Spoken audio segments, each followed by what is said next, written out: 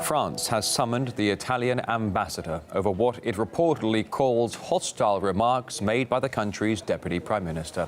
Luigi Di Maio accuses Paris of pursuing a colonialist policy in Africa and of worsening the migrant crisis, in fact, even going so far as to call for sanctions. RT's Charlotte Dubinsky filed the following report. France and Italy have quite a long story of fighting.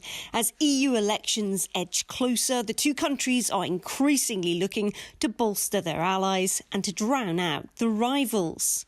Italy's Deputy Prime Minister has laid the blame for the ongoing migrant crisis here in Europe with France, saying it's impoverished African nations with its colonialist policies. We must address the causes of this crisis, because people are leaving Africa, in part because some European countries, led by France, have never stopped being colonizers. He even went as far as calling for Brussels to sanction Paris. Now, some might say that it's a bit rich to lay the blame on France's colonial past, given that Italy too had colonies. But Di Maio's beef is that, according to him, France has never let go. There are dozens of African countries in which France prints its own currency, the franc of the colonies, and with that currency, French public debt is financed. Italy's been ruffling Macron's feathers for a while, including in its support for the Yellow Vest movement. I hope for the good of the French, who are a great people, that they come out of this moment of crisis.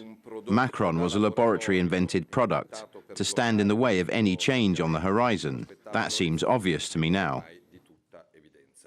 All while Rome's hand of friendship has been offered towards other EU nations, disgruntled with an influx of migration, including Hungary and Poland. They're calling for a European spring. French President Macron has taken up the fight.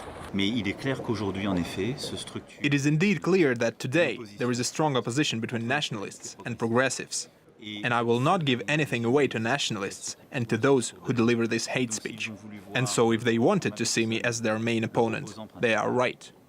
France and Italy have many bones of contention: immigration, settlement in Libya, relations with Russia, and they can't even decide on Leonardo da Vinci's legacy. But they do have one thing in common: both want to take the lead within the EU. Charlotte Dubinsky, RT, Paris. We spoke to Marco Bassani, Professor of Politics at the University of Milan. He thinks Di Maio makes a fair point. I think there's a basis for Luigi Di Maio accusation against France. Little group of countries in Central Africa and that treat France as the US. They look for them for recognition during the Civil War. They reach out for ministers in France. They use the currency that is backed by the French treasury and so on. I'm saying, if you don't call it neocolonialism, I wonder what kind of policy could you call neocolonialism? They are at an all-time low, the relations between France and Italy, and it's clear why. At this point, Macron, the government in France, is really sort of the ancien regime. What kept together the European Union and the sort of the old elite for 30 or 40 years?